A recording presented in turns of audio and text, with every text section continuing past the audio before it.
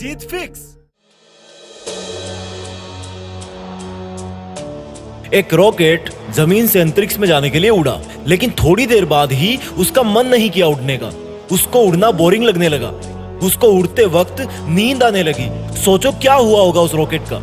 उसका नाम रॉकेट से बदल के कचरा हो गया, क्योंकि वो जमीन पे गिर गया।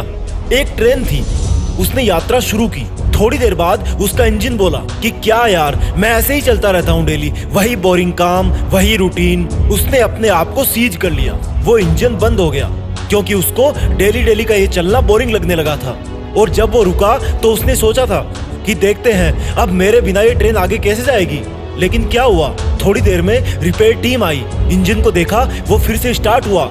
आखिर में इंजन बदल दिया गया और ट्रेन तो फिर भी चल पड़ी। क्या सीख मिलती है हमें इन दोनों किस्सों से? रॉकेट वाला किस्सा बताता है कि अगर तुम्हें अपना काम, अपनी पढ़ाई बोरिंग लगने लगी है ना, तो इसका मतलब अब तुम्हारी किस्मत का कचरा बनने वाला है, क्योंकि तुमने सीखना बंद कर दिया है।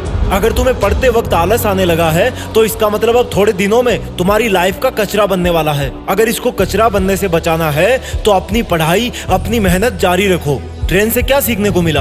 अगर तुम सोच रहे हो कि ये काम सिर्फ मैं ही कर सकता हूँ, तो ये तुम्हारी सबसे बड़ी भूल है। अगर तुम पढ़ रहे हो, इसका मतलब ये नहीं कि इस दुनिया में सिर्फ तुम अकेले पढ़ रहे हो। अगर कोई जॉब जो तुम्हें चाहिए थी और अगर तुम बीच में ही पढ़ाई करने से रुक गए, तो वो जॉब कोई और ले जाएगा।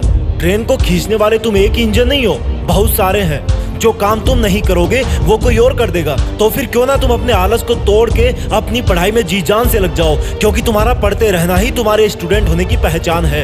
अपने स्टूडेंट होने पर प्राउड फील करो, क्योंकि तुम जिंदगी की उस स्टेज से गुजर रहे हो जहां पर किताबों से सीखा हुआ हर एक शब्द भविष्य में तुम्हारी जिंदगी संवारने में बहुत काम आएगा।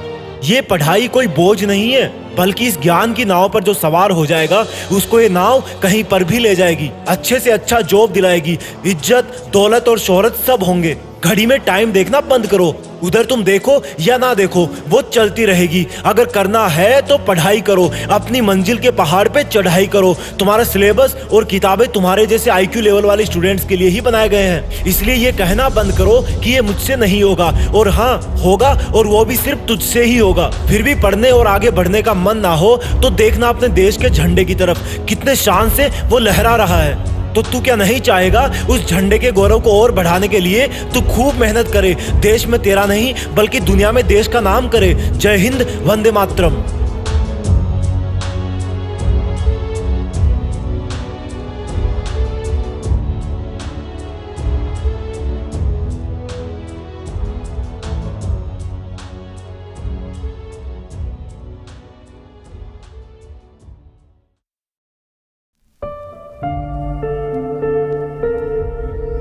जीत फिक्स।